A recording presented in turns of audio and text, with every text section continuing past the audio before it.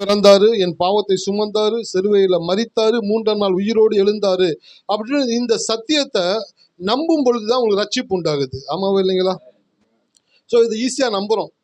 ரொம்ப கஷ்டமான சப்ஜெக்ட், ஆனா இது ஈஸியா நம்பிடுறோம். இயேசு பிறந்தாரா? 1000 கேள்வி. அவர் நமக்காக மரித்தாரா? தெரியலையே ஜி. அப்பனா இல்லையே, எங்க தாத்தா முற்பாட்டம் யாருமே இல்லைன்னு எப்படி நம்ப சொல்றீங்க? அதெல்லாம் கேட்கவே இல்லை. கட்டாயமா இயேசு தேவகுமார் இந்த பூமியில பிறந்தாரு, 2000 வருஷங்களுக்கு முன்பாக என் பாவத்தை சுமந்து சிலுவையில மரித்தாரு, 3ஆம் நாள் உயிரோடு கூட எழுந்தாரு அப்படின்றத நம்பும் பொழுது உங்களுக்கு என்ன உண்டாகுது? ரட்சிப்பு உண்டாகுது. பாவத்திலிருந்து, சாபத்திலிருந்து, மரணத்திலிருந்து, பிசாசுகிட்ட இருந்து ஒரு விடுதலையை அந்த சத்தியம் உங்களுக்கு கொண்டு வரக்கூடியதாக இருக்கிறது. அதையே விசுவாசித்து ரட்சிப்பை பெற்றுட்ட நீங்க தேவனுடைய வாக்கு தத்தங்களை விசுவாசிக்க முடியாதவர்களாக இருக்கிறபடினாலதான் வாழ்க்கையில ஒரு மேன்மை வராமல் இருக்கிறது. ஹல்லேலூயா. பெரிய காரியங்களை நம்பிட்டீங்க. பிரியாணி செய்யறது எப்படி கண்டுபிடிச்சிட்டீங்க, கத்துக்கிட்டீங்க, பிரியாணி செஞ்சிட்டீங்க, சாப்பிட்டீங்க. ரசம் வைக்கிறது எப்படி சார்? ரொம்ப கஷ்டம் சார் ரசம் வைக்கிறதுலாம். எங்கள் அப்பா அடிக்கடி சொல்லுவார், ரசம்ன்றது எதுக்கு வச்சாங்கனாக்கா எல்லாம் சாப்பிட்டு கடைசியில் கை கழுவுவாங்கல்ல, எல்லாம் அந்த பருப்பு கறி குழம்பு எல்லாம் ஒட்டி இருக்கும். அப்போ அந்த ரசத்தில் போட்டு சாப்பிடும்போது என்ன ஆகுனாக்கா அந்த கை க்ளீன் ஆயிரும், அடுத்து வாஷ் பண்ணும்போது ஈஸியாக இருக்கும் அவங்களுக்கு வாஷ் பண்ணுறதுக்கு. அதுக்காக ரசத்தை கடைசியில் வச்சாங்களாம்.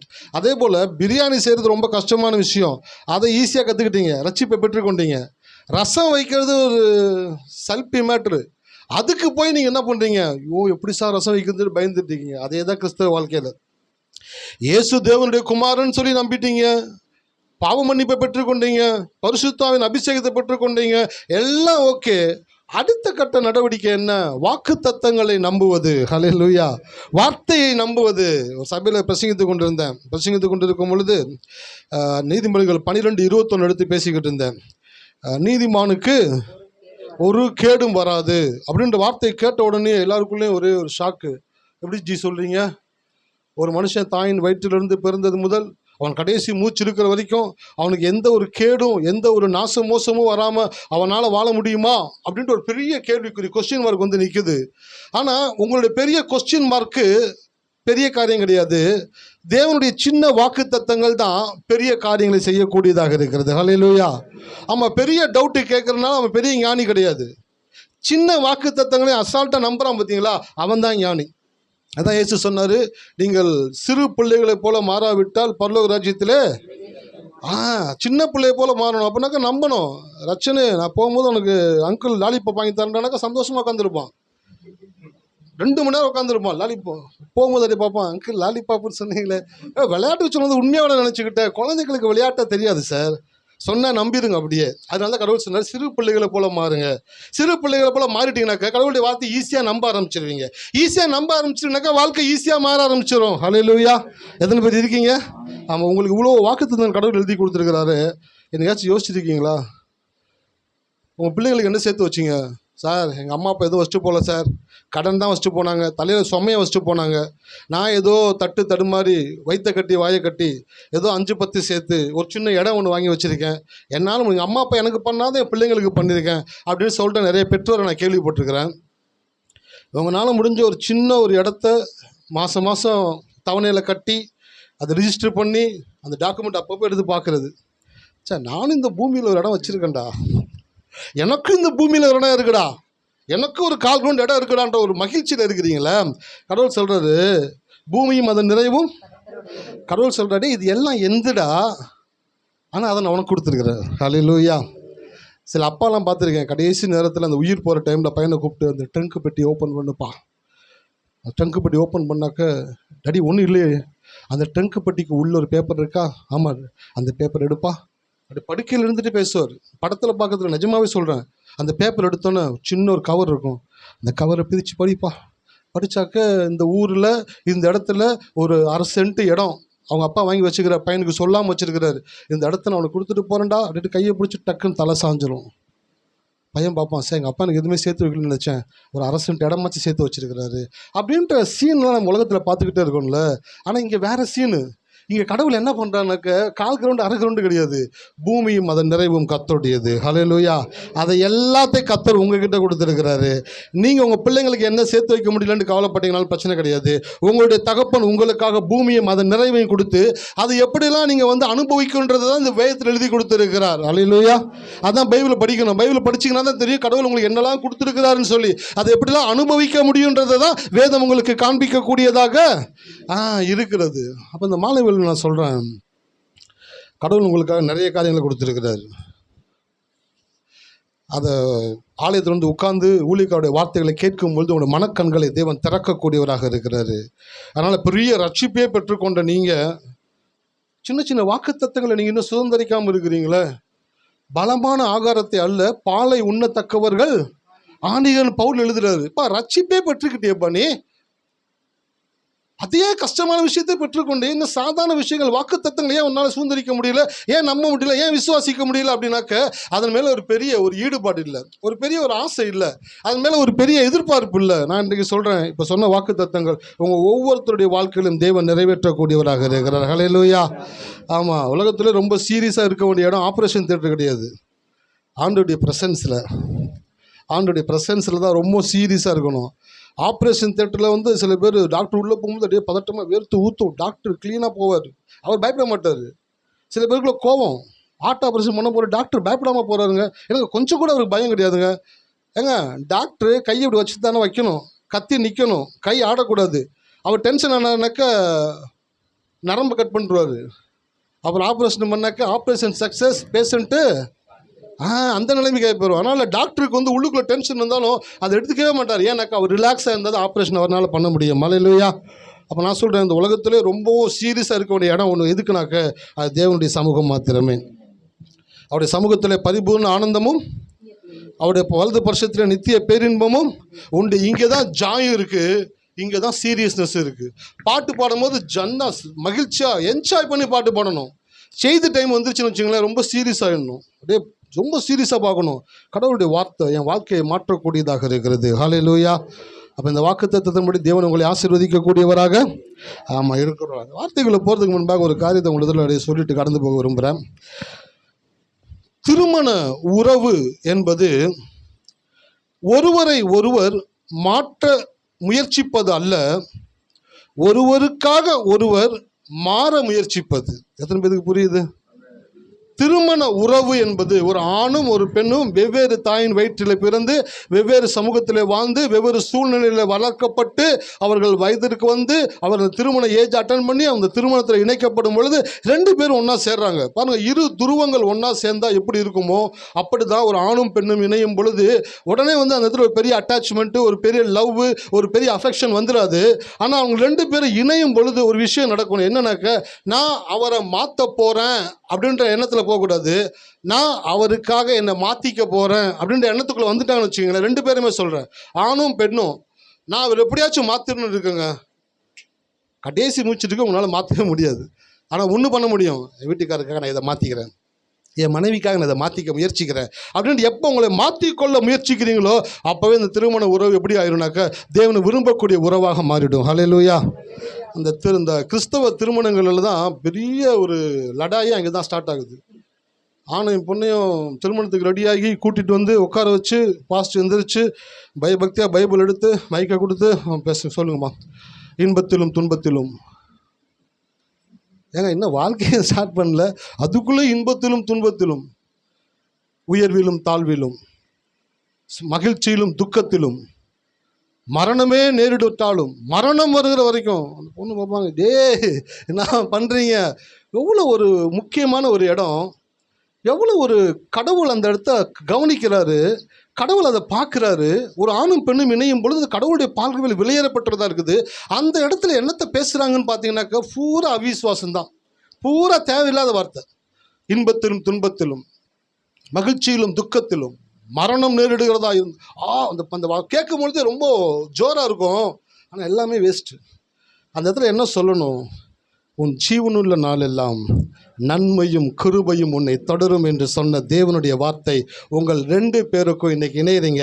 இந்த நாள் முதற்கொண்டு உங்கள் வாழ்நாள் எல்லாம் நன்மையும் கிருபையும் தொடரும்படியாய் செய்கிற தேவன் உங்களோடு கூட இன்றைக்கு இணைக்கப்படுகிறார் என்ற வார்த்தையை சொல்லும் பொழுதுதான் அந்த பையனுக்குள்ள ஒரு பயம், அந்த பொண்ணுக்குள்ள ஒரு பதட்டம், இவர் வேற பயமுறுத்தி அப்படியே ஒரு மாதிரி ஆக்கி விட்டுறக்கூடாது. அந்த இடத்த ஒரு தேவ பிரசன்ஸ்களை கொண்டு வரணும். பயப்படாதீங்க. ஆணுக்கும் சொல்கிறேன், பெண்ணுக்கும் சொல்கிறேன், மணமகளுக்கும் சொல்கிறேன், மணமகனுக்கும் சொல்கிறேன். இந்த நாள் முதற்கொண்டு உங்கள் ஜீவனுள்ள நாளெல்லாம் நன்மையும் கிருபையும் உங்களை தொடரும் என்ற வார்த்தை ஒரு ஊழியக்கார் சொல்லும் பொழுது தான் அந்த பையனும் அந்த பொண்ணு கொஞ்சம் நிமிந்தாச்சு உட்காருவாங்க. ஹல்லேலூயா. கிறிஸ்தவத்தில் நிறைய மாற்ற வேண்டியது இருக்குது. நிறையா காரியங்கள் கிறிஸ்தவத்தில் மாற்ற வேண்டியது இருக்குது. யார் மாற்றுவா? நீங்களும் நானும் தான் மாற்றணும். அதான் என்னுடைய வாட்ஸ்அப்பில் ஒரு ஸ்டேட்டஸில் வச்சுருக்கேன். Revolution is my resolution. புரட்சியே என் தீர்மானம். புரட்சியை கொண்டு வர்றதுக்கு தான் கடவுள் நம்மளை தெரிந்து கொண்டார். ஹல்லேலூயா. ஆல்ரெடி செஞ்ச காரியங்கள், சொன்ன காரியங்கள் தப்பாக சரியான்னு தெரியாமல் அதை நம்மளும் அப்படியே சொல்லிக்கிட்டே போகக்கூடாது. கடவுளை அறிய அறிய நம்முடைய முன்னோர்கள் செய்த காரியங்களை மாற்றக்கூடிய உரிமையை தேவன் நம்முடைய கரத்தில் கொடுத்திருக்கிறார். ஹல்லேலூயா. எத்தனை பேர் இருக்கீங்க? அதனால் இந்த திருமண காரியங்களுக்கெல்லாம் போனீங்கன்னாக்கா தயவுசெய்து இந்த பாஸ்ட்டுங்களை பார்த்தாங்கனாக்கா தயவுசெய்து சொல்லுங்கள், ஐயா தயவுசெய்து இந்த மாதிரி சொல்லாதீங்க, நல்ல வார்த்தைகளை சொல்லுங்கள். திருமண நாளில் அந்த நாள் முதல்ல அந்த பிள்ளைங்க மகிழ்ச்சியாக வாழ்கிறதுக்கு தான் சேர்த்துருக்குறோம். அப்போ திருமண உறவு என்பது ஒருவரை ஒருவர் மாற்ற முயற்சிப்பது அல்ல, ஒருவருக்காக ஒருவர் மாற முயற்சிப்பது. எத்தனை பேருக்கு புரியுது? ஆமாம், இதை புரிஞ்சுக்கிட்டீங்கன்னு வச்சிங்களேன், வாழ்க்கை ரொம்ப இனிமையாகிடும். என் மனைவிக்கு வந்துட்டு இந்த டபரா இருக்குது பார்த்தீங்களா, டீ டபரா. ஹோட்டலுக்கு போனீங்கன்னாக்கா கீழே ஒரு தட்டு மாதிரி வச்சு ஒரு டம்ளரில் டீ கொடுப்போம். திருமணமான புதுசில் ஹோட்டலுக்கு கூப்பிட்டு போகும்போது டம்ளரில் நான் வச்சுக்கிட்டு டபரா என் ஒய்ஃப்கிட்ட கொடுத்துட்டேன். பார்த்தா அவங்க மூஞ்சி மாறிடுச்சு. அவங்களுக்கு என்னன்னாக்கா எல்லாருக்கும் முன்னாடி டபராவில் குடிக்கிற மாதிரி சொல்கிறாங்கன்னு சொல்லிட்டு சரின்னு சொல்லிட்டு மாற்றிக்கிட்டேன். அதுக்கப்புறம் எப்போ ஹோட்டலுக்கு போனாலும் டீ வாங்கினா, காஃபி வாங்கினா ஆற்றிட்டு டம்ளர் அவங்கக்கிட்ட வைப்பேன், டபராவை நான் எடுத்து குடிப்பேன். அவங்க ஃபீல் பண்ணுற அதே கில்ட்டினஸ் தான் எனக்கும் வரும். மற்றவங்க பார்க்குறாங்கன்ட்டு, மற்றவங்க பார்க்குறாங்கன்றதை காட்டிலும் நான் என் மனைவியை பிரியப்படுத்துகிறேன், என் மனைவிக்காக நான் ஒன்றை மாற்றிக்கொள்ள முயற்சிக்கிறேன்னு சொல்லும் பொழுது மற்றவனை குறித்து கவலை கிடையாது, என் மனைவி என்ன நினைக்கிறாங்க. ஹல்லேலூயா. அப்போ எனக்காக என் மனைவி நிறைய காரியங்களை மாற்றிக்கொண்டாங்க, அவங்களுக்காக நான் மாற்றிக்கொண்டேன். அப்போ திருமண உறவு என்பது ஒருவரை ஒருவர் மாற்ற முயற்சிப்பதல்ல, ஒருவருக்காக ஒருவர் தங்களை மாற்றிக்கொள்ள முயற்சிப்பது தான் இனிமையான திருமண வாழ்க்கையை உங்கள் வாழ்க்கையில் உங்களுடைய லைஃப்பில் கொண்டு வரக்கூடியதாக இருக்கிறது. ஸோ ஆல்ரெடி மேரேஜ் ஆனவங்க வீட்டுக்காரருக்காக எதை மாற்றிக்கலான்னு ட்ரை பண்ணுங்கள், கணவர் மனைவிக்காக எதை மாற்றிக்கலான்னு ட்ரை பண்ணுங்கள். ஏன்னா தேவகுமாரனே தன்னை மாற்றிக்கொண்டு அந்த உலகத்தில் வந்தார். ஹல்லேலூயா. தேவ ஸ்தானத்தை விட்டு, தேவனுடைய குமாரன் என்ற ஸ்தானத்தை விட்டு மனித உருவம் எடுத்து இந்த பூமியில வந்தார். அவர் அங்கே இருந்துக்கிட்டு எல்லாரும் மாறுங்க அப்படின்னு சொல்லலை, உங்களைப் போல தன்னை மாற்றி கொண்டு வந்து உங்களுக்காக உங்களுடைய ஸ்தானத்தை எடுத்து உங்களுக்காக சிலுவையிலே மரித்து உங்களுக்காக உயிரோடு கூட எழுந்து கிறிஸ்து எல்லாவற்றையும் எனக்காக செய்தது போல நானும் என்னை சுற்றி இருக்கிறவர்களுக்காக, என் மனைவி, என் கணவர், என் பிள்ளைகளுக்காக நான் என்னை மாற்றிக்கொள்ளுகிறேன் என்று சொல்லி யார் மாறுறாங்களோ அப்போவே அந்த இடத்துல ஒரு மிகப்பெரிய ஒரு ஆசீர்வாதத்தை தேவன் ஊற்றக்கூடியவராக இருக்கிறார். ஹல்லேலூயா. இந்த மாலை வேளையில் இந்த ஒரு சின்ன காரியத்தை, இந்த ஸ்பார்க் எடுத்துங்க, கர்த்தர் உங்களை ஆசீர்வதிப்பாராக. தொடர்ந்து நம்ம வார்த்தைகளை கடந்து போகலாம். சங்கீதம் 103:5 ஒரு வாசிக்க கேட்போம். நன்மையினால் வாயை திருப்தியாக்குகிறார், கழுகுக்கு சமானமாய் வயது திரும்ப வாழ வயது போல் ஆகிறது. கழுகுக்கு சமானமாய் உன் வயது திரும்ப, ஆமா, வாழ வயது போல் ஆகிறது. கடவுள் என்ன விரும்புறாரு அப்படின்றத முதல்ல தெரிஞ்சுக்கோங்க. அல்ப வயசில் இல்லை பாதி வயசில் இல்லை வாழ்க்கையில் எதுவுமே அனுபவிக்காமல் இல்லை வயசான அந்த ஒரு தோற்றம் வந்த உடனே நம்ம இந்த வாழ்க்கையை முடிச்சுட்டு போயிடணும் அப்படின்ற எண்ணம் ஒரு கிறிஸ்தவனுக்குள்ளே வரவே கூடாது. நீங்கள் கிறிஸ்தவர்களாக இருந்தால் வேதத்தை வாசிக்கும் பொழுது வேதம் என்ன சொல்லுகிறது என்பதை உன்னிப்பாய் கவனியுங்கள். கடவுள் நீங்கள் நீடித்த நாட்களாக இந்த பூமியில் வாழ வேண்டும் என்று விரும்புகிறார். ஹல்லேலூயா. ஒரு வசனம் எடுத்து வாசிங்க. நீதிமொழிகள் 4.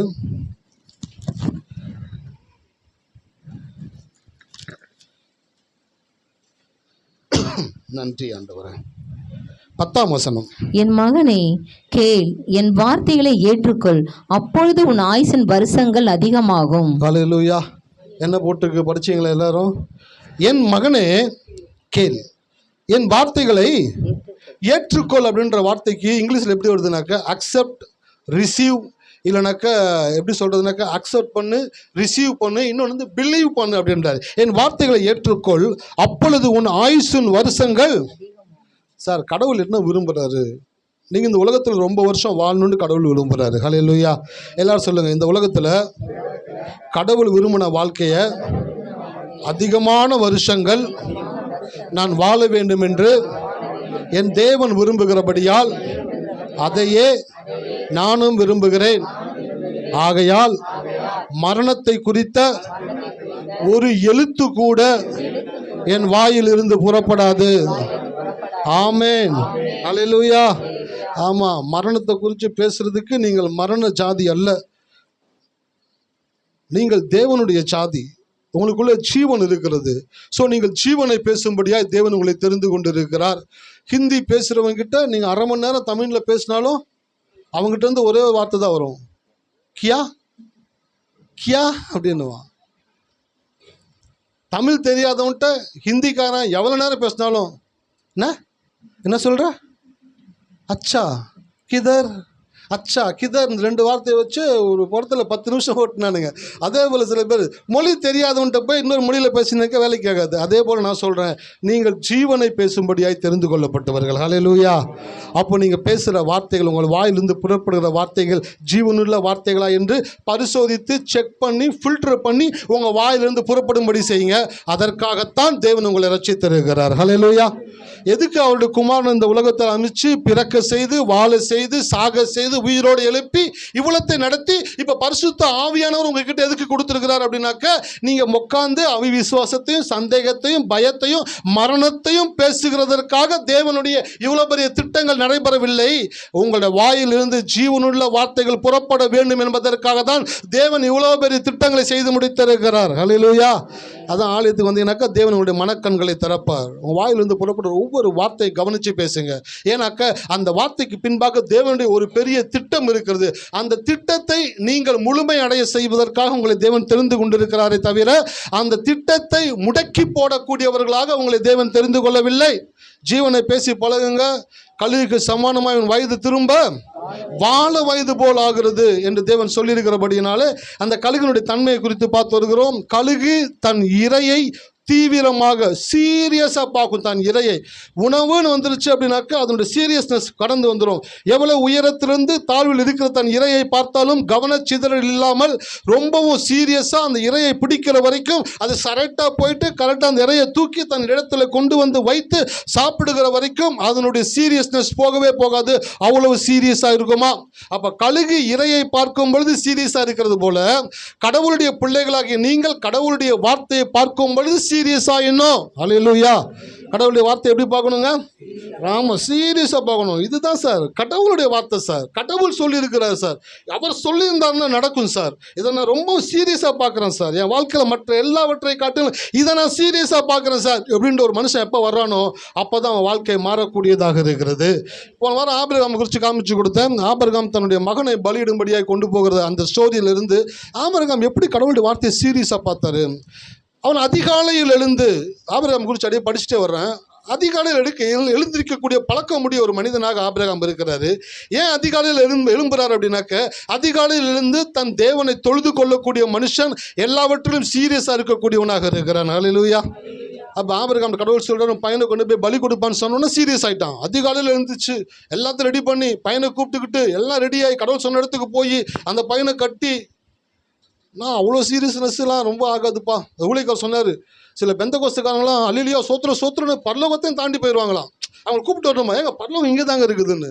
ஏன்னா அவ்வளோ வேகமாக இருக்கிறாங்களாம். ஆமாம் அல்லேலூயா சோத்திரம் சோத்திரம் சோத்திரம் சோத்திரம் பரலோகத்தை தாண்டி போயிடுவாங்க. ஆபிரகாம் பாருங்க, கடவுள் பலி கொடுன்னு சொன்னோன்னே கொண்டு போயிட்டு வச்சு கட்டிக்கிட்டு கத்தி எடுத்து குத்த போயிட்டான் சார். கடவுள் பார்க்குறாரு, என்னோட சீரியஸாக இருப்ப போலியே நீ, நானே ரொம்ப சீரியஸானாலும் என்னோட நீ சீரியஸாக இருக்கிறேன். 2 தடவை கூப்பிட்றாரு, ஆபிரகாமே ஆபிரகாமே. அவருக்கு பதட்டமாக இருக்குது, டென்ஷன் ஆகாது. என்னையே டென்ஷன் பண்ணிட்டேடா, பிள்ளையாண்டன் மேல் கையை போடாது. பக்கத்தில் ஒரு ஆள் இருக்கு பாரு, வழி தெரியாமல் வந்து மாட்டிக்கிட்ட ஆட்டுக்கடா கிடையாது, வேண்டுமென்றே வந்து காத்திருந்த ஆட்டுக்கடா. நான் சொல்லட்டுங்களா, நீங்கள் கடவுளுடைய வார்த்தையை நம்பி விசுவாசித்து ஒரு காரியத்தை செய்ய ஆரம்பிச்சிட்டிங்கனாக்க உங்களை விட கடவுள் சீரியஸ் ஆகிடுவார். நீங்கள் எவ்வளோ சீரியஸாக இருக்கீங்களோ, ஸ்பீடாக இருக்கீங்களோ, அதை விட உங்கள் தேவன் சீரியஸாகவும் ஸ்பீடாகவும் இருந்து உங்களுக்காக ஒரு வேலையை செய்வதற்கு அவர் இறங்கி காரியங்களை செய்யக்கூடியவராக இருக்கிறார். ஹல்லேலூயா. எத்தனை பேர் இருக்கீங்க? ஆமாம், போன வாரம் அதை காமிச்சு கொடுத்தேன்.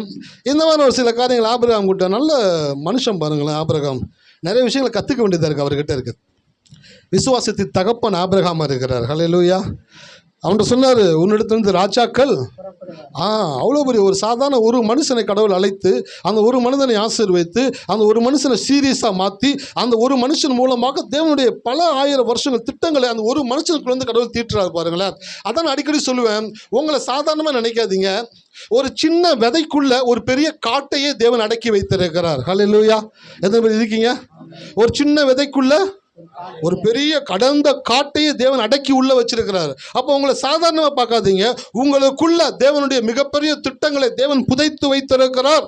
நீங்கள் தோண்ட தோண்ட தோண்ட அந்த விதையை எடுத்து ஒரு மரம் வருது. அந்த மரத்திலிருந்து வரக்கூடிய விதைகள் எடுத்து விதைக்கிறாங்க. அப்படியே போக போக பார்த்தீங்கன்னாக்கா சில வருஷங்கள்ல ஒரு அடர்ந்த காடு வனாந்தரத்தில் உருவாயிருக்கிறது. இந்த காடு எப்படி உண்டானது என்று சொல்லும் பொழுது ஒரு விதையின் மூலமாக இவ்வளோ பெரிய காட்டை தேவன் கொண்டு வந்தார். அவ்வளோ பெரிய காட்டையும் ஒரு விதைக்குள் அடக்கி வைத்திருந்தார். ஹல்லேலூயா.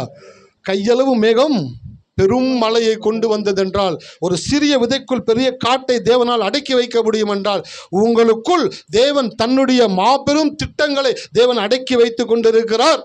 அதனால தான் அவங்களை எதிர்பார்க்கிறாரு. அவங்களோட விசுவாசத்தை தூண்டுறாரு.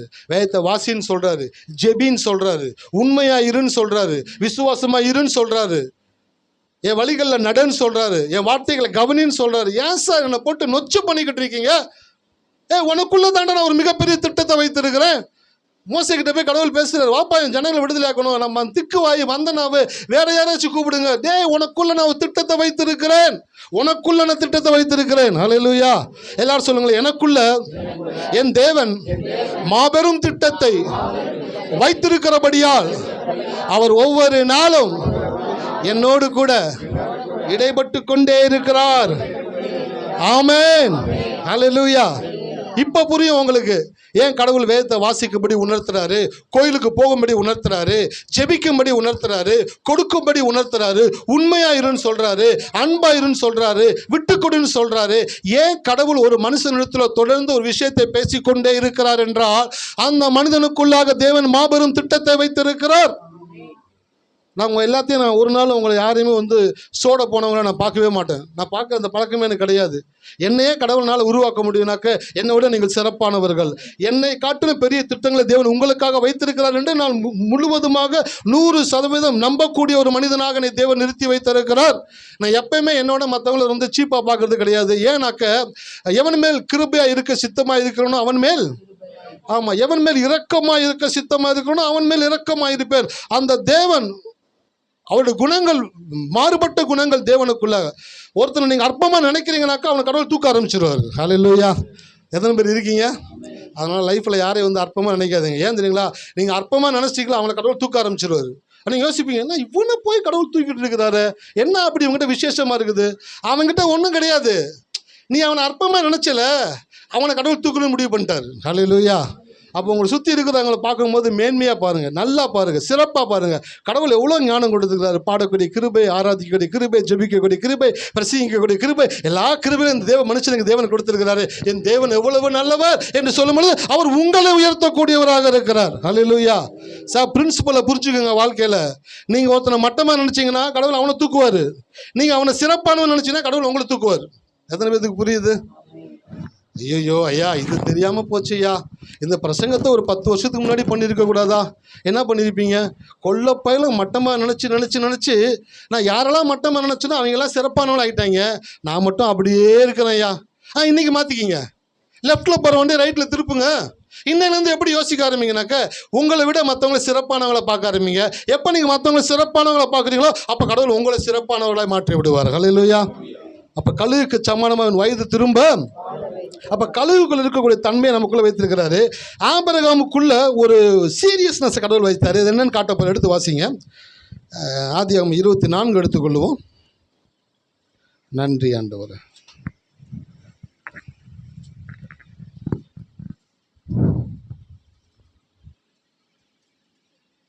முதல் வசனத்தை வாசிக்க கேட்போம்.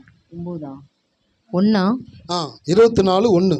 ஆபிரகாம் வயது சென்று முதிர்ந்தவனானான். கர்த்தர் ஆபிரகாமை சகல காரியங்களிலும் ஆசீர்வதித்து வந்தார். ஆபிரகாமுக்கு எத்தனை வயசுன்னு அந்த இடத்துல போடலை, ஆனால் எத்தனை வயசு அப்படின்ட்டு வேதத்தை படித்து எனக்கு தெரியும். 100 வயசில் ஈசாக்கு பிறந்தார். 40 வயசில் ஈசாக்கு திருமணம் ஆகுது. 60 வயசில் குழந்தை பிறகுது. அப்போ 100 வயசில் ஆபிரகாம் ஈசாக்கு பிறந்தார் அப்படின்னாக்க, ஈசாக்கு பொண்ணு பார்க்கும்போது ஆபிரகாமுக்கு எத்தனை வயசு இருந்திருக்கும்? கேட்கல. 140. பரவாயில்ல, ஏன்னா வண்டி ஓட்டுறாருல, கணக்கு பார்த்து கரெக்டாக வாங்கணும், டக்கு டக்குன்னு சொல்லிடுவார். ஸோ 140. ஆபிரகாம் 140 வயது ஆகி முதிர்ந்தவனானான். எப்படி ஆனாங்க? ஆமாம், முதுமையானான்னு போடலை, முதிர்ந்தவனானான். முதுமைக்கும் முதிர்ச்சிக்கும் வித்தியாசம் உண்டு. முதுமை என்பது எழுதிட்டு வந்திருக்கிறேன். முதுமை என்பது இயற்கையாக வயதாவதால் வருவது. முதிர்ச்சி என்பது இறைவனோடு இணைவதால் வருவது. எத்தனை பேருக்கு புரியுது? முதுமை என்பது இயற்கையாக வயதாவதால் வருவது. முதிர்ச்சி என்பது இறைவனோடு இணைவதால் வருவது. யாரெல்லாம் கடவுளோடு கூட தொடர்ந்து அட்டாச்சில் இருக்கிறாங்களோ, ட்ராவல் பண்ணிக்கிட்டே இருக்கிறாங்களோ, அவரோட வேதத்தை வாசிக்க, ஜெபிக்க, உபவாசிக்க, அறிக்கை பண்ண, அவரோடு கூட 24 hours ட்ராவல் பண்ணிக்கிட்டே இருக்கிற மனுஷன் பார்த்தீங்கன்னாக்கா முதிர்ச்சி ஆகிக்கிட்டே இருப்பான். இந்த முதிர்ச்சின்றதுக்கு ஆங்கிலத்தில் என்ன சொல்கிறாங்கனாக்கா மெச்சூர்னஸ். ஹல்லேலூயா. என்னதுங்க? மெச்சூர்னஸ். அப்போனாக்க எல்லா நேரத்திலும் எல்லா சூழ்நிலைகளிலும் ஒரு மனிதன் நிறைக்குடம் நீர் தழும்பல் இல். அப்போனாக்க நிறைக்குடம் நீர் தழும்பாது, குறைக்குடம் கூத்தாடும் அப்படின்னாங்க. யாருக்குள்ள முதிர்ச்சி இல்லையோ அவங்களுடைய பிஹேவியரு, ஹேபிட்டு, அவங்களுடைய குணாதிசயங்கள் பார்த்தீங்கன்னாக்கா சின்ன பிள்ளைத்தனமாகவே இருக்கும். வயசு தான் இருக்கும், ஆனால் கேரக்டரில் எந்த மாற்றமும் இருக்காது, குணத்தில் எந்த மாற்றமும் இருக்காது, விட்டு கொடுக்குற குணம் இருக்காது, மன்னிக்கிற குணம் இருக்காது, மறக்கிற குணம் இருக்காது, சின்ன குழந்தைய போல இருந்துக்கிட்டே இருப்பாங்க. அப்போ நாங்கள் வயசாயிடுச்சு, ஆனால் முதிர்ச்சி வரலை, முதுமை தான் வந்துருக்குது.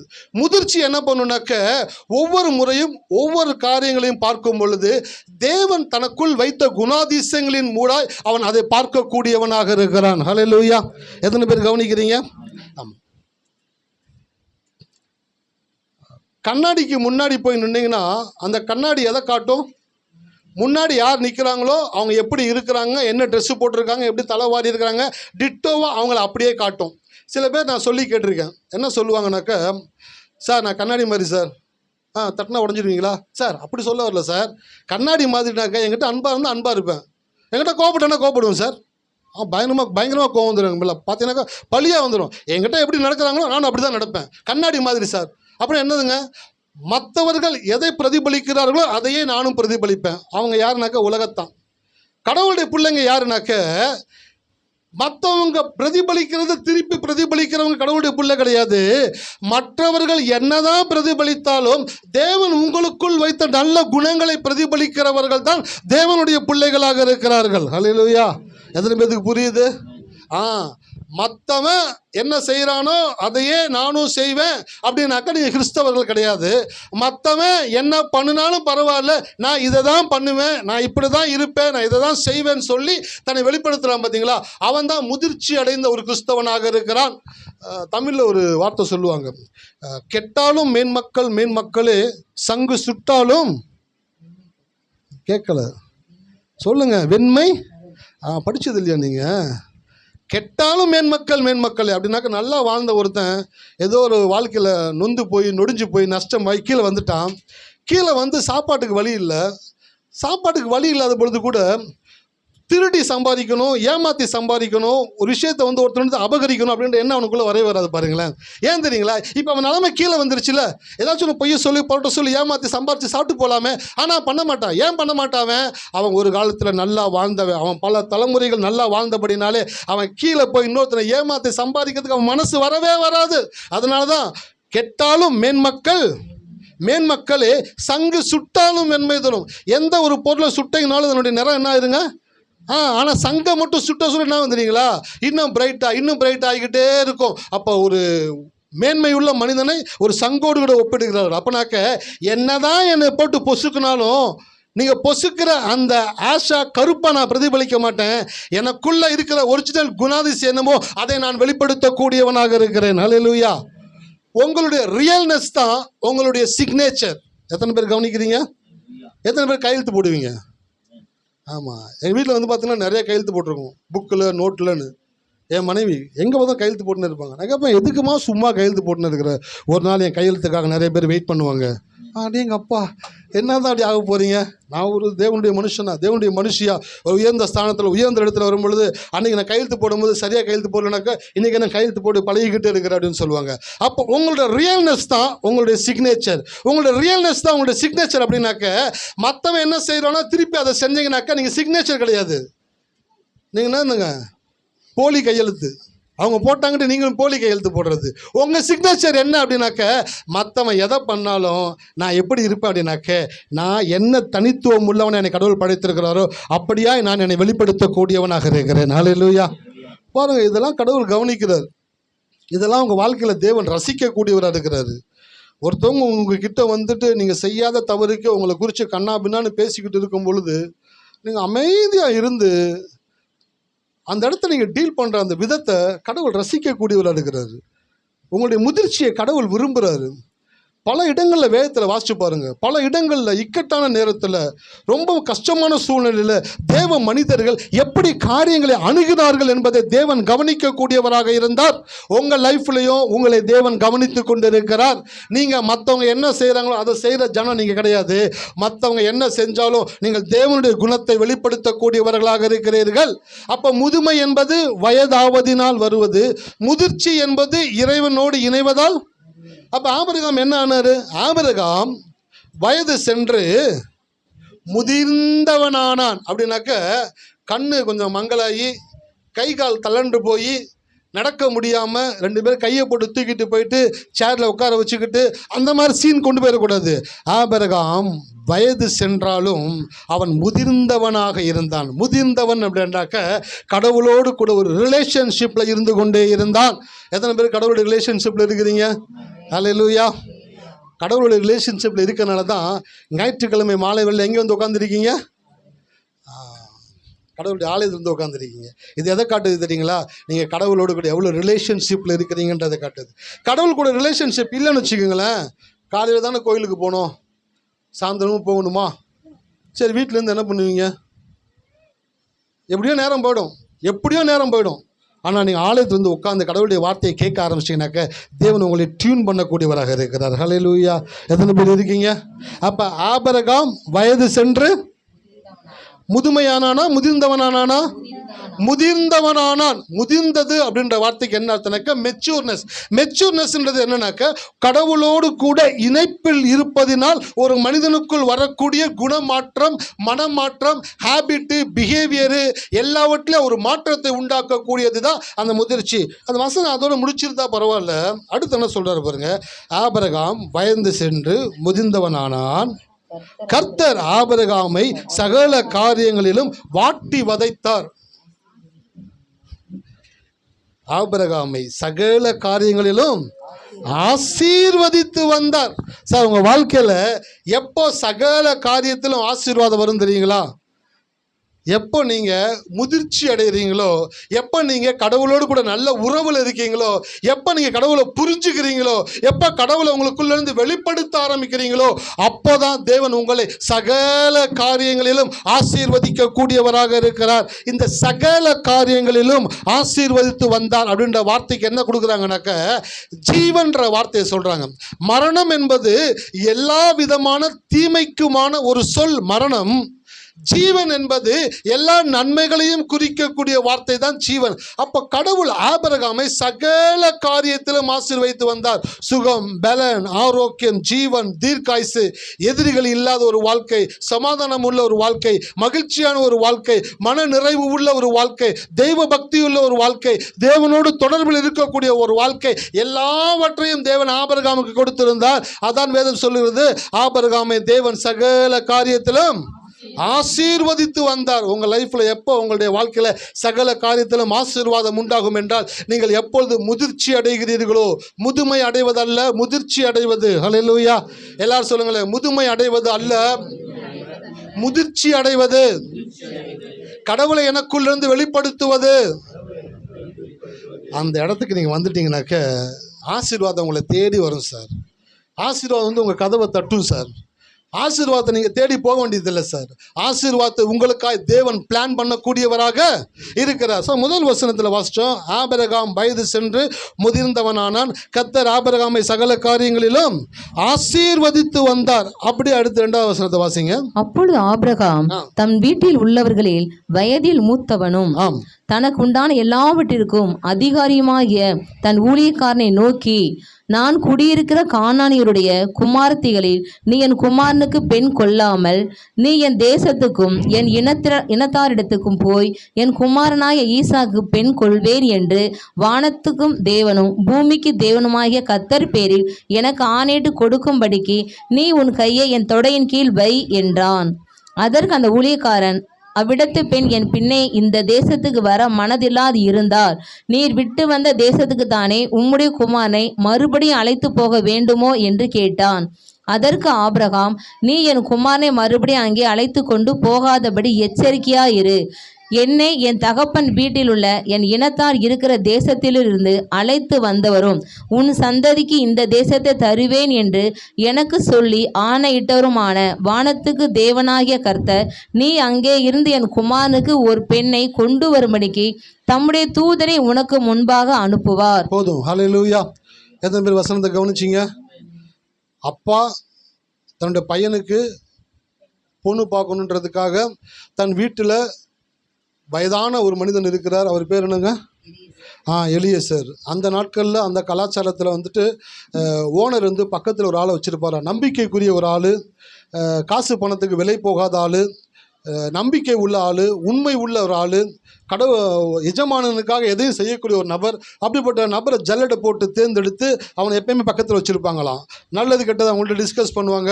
அவங்ககிட்ட கேட்காம எதுவும் பண்ண மாட்டாங்க, அவங்கள்ட்ட சொல்லாமல் எதுவும் பண்ண மாட்டாங்க. எத்தனை பேர் கலைஞரை பார்த்துருக்கிறீங்க டிவியில்? அவர் பக்கத்தில் ஒருத்தர் சஃபாரி போட்டு உட்காந்துருப்பார், கண்ணாடி போட்டு நோட்டு வச்சுட்டு உட்காந்துருப்பார். எப்போல்லாம் கலைஞரை பார்க்குறீங்களோ அப்போல்லாம் அவரை பார்க்கலாம். அவர் யார் அப்படின்னாக்க, கலைஞர் எங்கே போனாலும் அவர் கூட இருப்பார். அவர் வந்து ஒரு ஸ்டெனோகிராஃபர் மாதிரி, அவருடைய மெய்க்காவலர் மாதிரி கூடயே இருந்து கலைஞர் பேசுகிற ஒவ்வொரு வார்த்தைகளையும் நோட் பண்ணிக்கிட்டே இருப்பாராம்.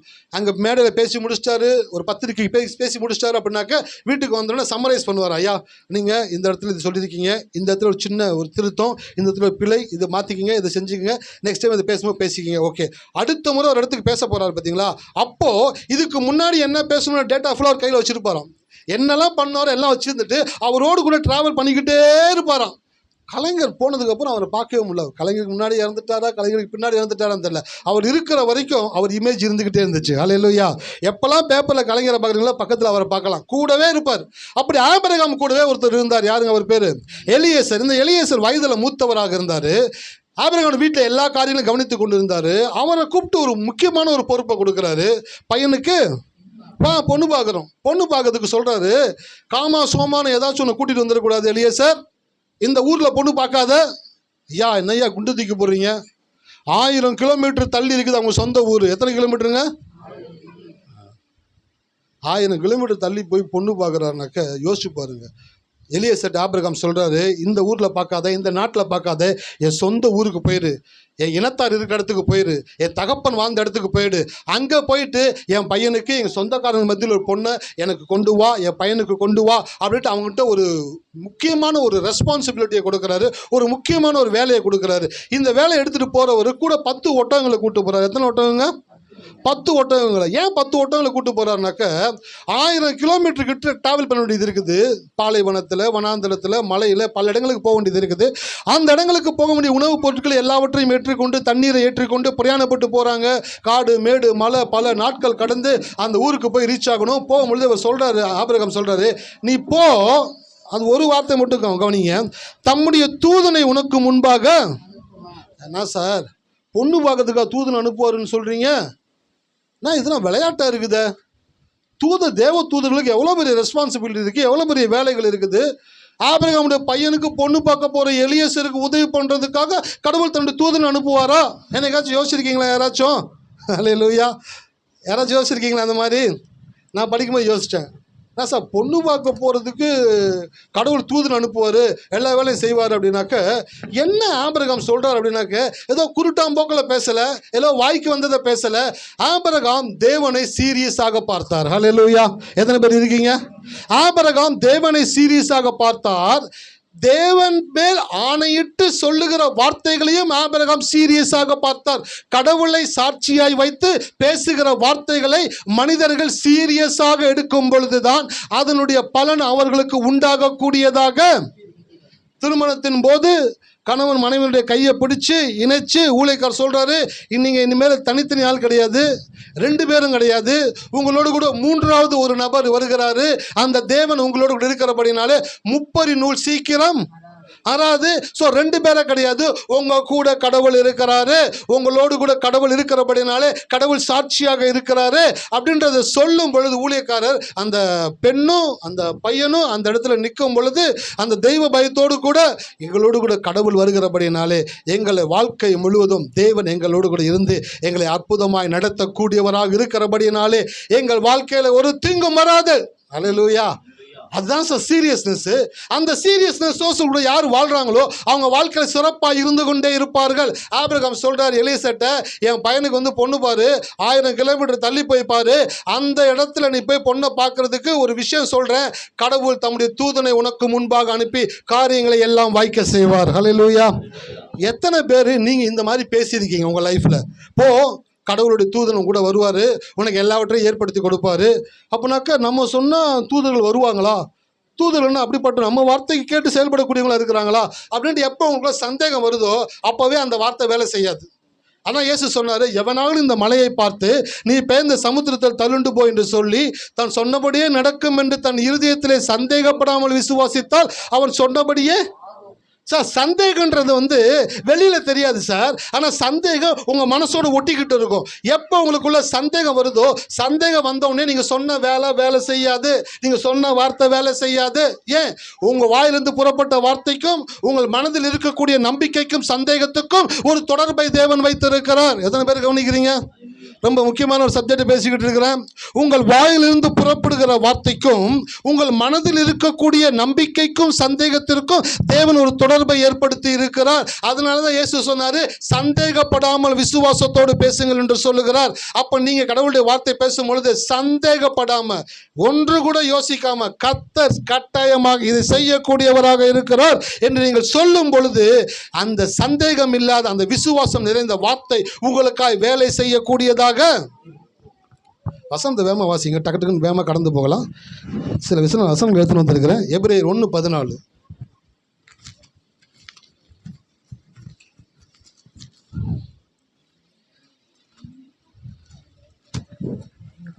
ரட்சிப்பை சுதந்திரிக்க போகிறவர்கள் நிமித்தமாக ஊழியம் செய்யும்படிக்கு அவர் எல்லாரும் அனுப்பப்படும் பணிவிடை ஆவிகளா இருக்கிறார்கள் அல்லவா. தூதர்கள் யாருங்க?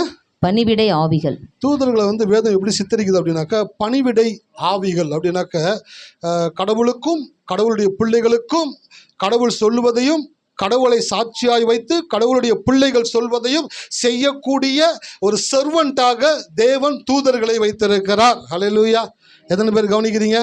அப்போ தூதர்கள் யாருங்க? பணிவிடை ஆவிகள். நீங்க சொன்னா அதை செய்யறதற்கு காத்திருக்கிறாங்க, ஆனா அது உங்களுக்கு தெரியாது. அது உங்களுக்கு அமெரிக்க தேசத்தினுடைய ஜனாதிபதி, அவருடைய பொண்ணு, சின்ன பொண்ணு இருக்குது. ஜனாதிபதி சொன்னால் பெரிய நபர்கள் வேலை பார்க்கணும். ஆனால் அந்த சின்ன பொண்ணு அந்த ஒயிட் ஹவுஸில் நடந்து வருது, டிக் டிக் டிக் டிக் நடந்து வருது. எங்கே தான் கற்றுக் கொடுத்தாங்கன்னே தெரில, அவ்வளோ சோறு நடந்து டிக் டிக் நடந்து வருது. வந்த உடனே அங்கே நிற்கிறாங்க. அந்த குழந்தை அவங்க கேட்குது, I want to see my dad. President கிடையாது, எங்கள் அப்பாவை நான் பார்க்கணும். அவன் சொல்கிறான், ma'am that president is in meeting. No, I want to see him. Just minute ma'am. சின்ன குழந்தை அது இங்கிலீஷில் பேசுது. உள்ளே போயிட்டு அவங்க சொல்கிறாங்க, சார் அவங்க பொண்ணு. அவர் சொல்கிறார், அலோகர்ட்டாங்க. உள்ளே போகுது. உள்ளே போனோன்னு அவங்க அப்பாட்ட பேசுது. அவங்க அப்பா சொல்கிறாரு, நான் சொல்கிறேன், நீ போய் கேட்டுக்கோன்றாரு. வெளியே போய் கண்ணு காட்டுறாரு பெரிய ஆளுங்கிட்ட. கண்ணு காமிச்சோன்னா புரிஞ்சுக்கிறாங்க. அந்த பொண்ணு என்ன சொல்லுதோ அதை செய்யுங்க அப்படின்றாரு. போன உடனே அந்த பொண்ணுக்கு சொல்லுது, இந்த இடத்துக்கு போகணும் அப்படின்னு சொன்னோன்னே டக்குன்னு கார் வருது, இந்த பொண்ணு ஏறுது, அந்த இடத்துக்கு போகுது, காரியங்களை செய்யுது. யோசிச்சு பார்த்தா அவங்க அப்பா தான் பிரசிடென்ட்டு. அந்த குழந்தைக்கு அவ்வளோ மரியாதை கொடுக்கணும்னு அவசியம் கிடையாது. ஆனால் சட்டம் என்ன சொல்லுதுனாக்க, ஒரு பிரசிடென்ட் ஆகும் பொழுது அவருடைய மனைவி, அவருடைய பிள்ளைகள், அவர்கள் வீட்டில் இருக்கிற ஒவ்வொருவருக்கும் அரசாங்கத்தினுடைய சலுகைகளும் பாதுகாப்பும் மரியாதையும் அவர்களுக்கும் கொடுக்கப்பட வேண்டும் என்று சட்டம் சொல்லுகிறபடினாலே சட்டத்திற்கு கீழ்ப்படியக்கூடியவர்களாக அதிகாரிகள் இருக்கிறார்கள். அல்லேலூயா. இந்த சட்டம் எங்கேருந்து சார் வந்துச்சு? இந்த சட்டம் எல்லாம் பரலோகத்தின் சட்டத்தை பார்த்து எழுதப்பட்டது.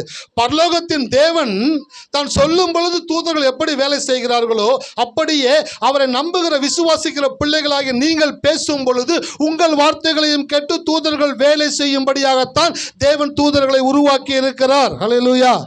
இந்த வெளிப்பாடு, இந்த சத்தியம் உங்களுக்கு புரிஞ்சிருச்சுன்னு வச்சுக்கோங்களேன், நீங்கள் தூதர்களை வேலை வாங்கக்கூடியவர்களாக மாறிவிடுவீர்கள். நம்மளுடைய இந்திய கலாச்சாரத்தில் வேலை வாங்குறதுன்றது ரொம்ப கஷ்டமான ஒரு விஷயம். பாருங்களேன், நம்ம எல்லாம் வேலை செஞ்சே பழகிட்டோம். ஆமாவா இல்லைங்களா? எங்கே போனாலும் ஒரு நல்ல வேலை கிடைக்குமா, ஒரு வேலைக்கு சேர்ந்துடலாமா, ஒரு வேலை செஞ்சிடலாமா, வேலை வாங்கணும் அப்படின்ற மனநிலை நமக்கு வர்றது கிடையாது. வேலைக்கு போகணும், வேலை செய்யணுன்ற மனநிலையை நம்மளை வளர்த்துட்டாங்க. ஆனால் வேதம் என்ன கற்றுக் கொடுக்குதுனாக்க, நீங்கள் வேலை வாங்கக்கூடியவர்களாய் தேவன் உங்களை படைத்திருக்கிறார். அல்லேலூயா. யாரை வேலை வாங்கணும்? கால் மேலே கால் போட்டு டீ வரலையே, இந்த இடத்துக்கு வராங்க, தட்டு தட்டு மாதிரி கொண்டு வைக்கிறாங்க. சாப்பாடு, ஐயோ பயமா, டக்கு டக்கு டக்கு டக்கு செஞ்சு. மனைவியை வேலை வாங்குறதுல பேர் பயங்கர ஜோராக இருக்கிறாங்க. சில மனைவி கணவரை வேலை வாங்குறதுல, பால் வாங்கிட்டு வந்தீங்களா, ஆளே காண, எங்கே போனா கடையில் நின்றுட்டு இருக்கிறது, ஃபோன் எங்கே இருக்கீங்க, அப்பயே பால் வாங்க வந்துட்டு இருந்தோமா, தானே பார்த்தேன், டக்குன்னு. யாரை வேலை வாங்குறதுல அவ்வளோ ஜோராக இருக்கிறாங்க. நான் சொல்கிறேன், கணவனை, மனைவியை, பிள்ளைங்களை, இவங்களை வேலை வாங்குறதுல வீரத்தை காட்டக்கூடாது. தூதர்களை வேலை வாங்குவதில் உங்களுடைய வீரத்தை காட்டுங்கள். அல்லேலூயா. தூதர்களுக்கு கட்டளை கொடுக்கும்படியான அதிகாரத்தை தேவன் கொடுத்திருக்கிறார். ஒரு வசனத்தை, இன்னொரு வசனத்தை வாசிங்க. சங்கீதம் 91:11-12.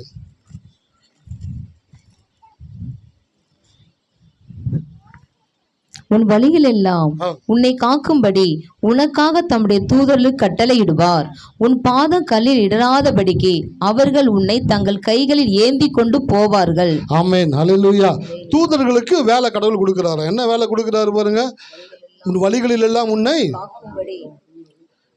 அவர்களுடைய பாதம் கல்லில் இடராதபடிக்கு கரங்களில் ஏந்து கொண்டு போவார்கள். தூதர்களுக்கு தேவனுக்கு வேலை கொடுக்குறாரு. என்ன வேலை கொடுக்குறாரு? என் பிள்ளைங்களை எப்படி பார்த்துக்கணுன்ற வேலையை கொடுக்குறாரு. இன்னொரு வசனத்தை வாசிங்க, மத்தேயு 18:10. நன்றி ஆண்டவரே. இந்த சிறியரில் ஒருவனை அற்பமாய் எண்ணாதபடி எச்சரிக்கையாயிருங்கள். அவருக்குரிய தேவ தூதர்கள் பரலோகத்திலே என் பரமபிதாவின் சமூகத்தை எப்பொழுதும் தரிசிக்கிறார்கள் என்று உங்களுக்கு சொல்லுகிறேன். ஆமென். அல்லேலூயா. இந்த சிறியரில் ஒருவரையும் அற்பமாய் எண்ணாத. செய்தி கொடுக்கறதுக்கு முன்னாடி என்ன சொன்னேன்? நீங்கள் யாரையாச்சும் அற்பமாக நினச்சிங்க, உங்களை விட கடவுள் அவங்கள தூக்கிடுவார். நீங்கள் யாரையாச்சும் மேன்மையாக நினச்சிங்க, அவங்கள விட தேவன் உங்களை தூக்கிடுவார். ஹல்லேலூயா. இந்த சீக்கிரட்டை புரிஞ்சுக்கிட்டீங்கன்னு வச்சுங்களேன், யாரையும் மட்டமாக பார்க்கவே மாட்டீங்க. யாரையும் ரொம்பவும் அவனுக்கு என்ன தெரிய போகுது, அவனுக்கு என்ன தெரியும், அவன்லாம் எடுத்து செஞ்சிட போகிறான் அப்படின்ற எப்போ அப்படிப்பட்ட மனநிலை உங்களுக்கு வருகிறதோ அந்த நேரத்தில் கடவுள் அவனை தூக்குவார். ஹல்லேலூயா. வாழ்க்கையில் நிறைய பேரை பார்த்துருக்குறேன். எனக்கு தெரிஞ்ச ஒரு சபையில் ஒரு தம்பி இருந்தார், அண்ணன் இருந்தார். அவருக்கு படிக்க தெரியாது, எழுத தெரியாது, பேசவே தெரியாது.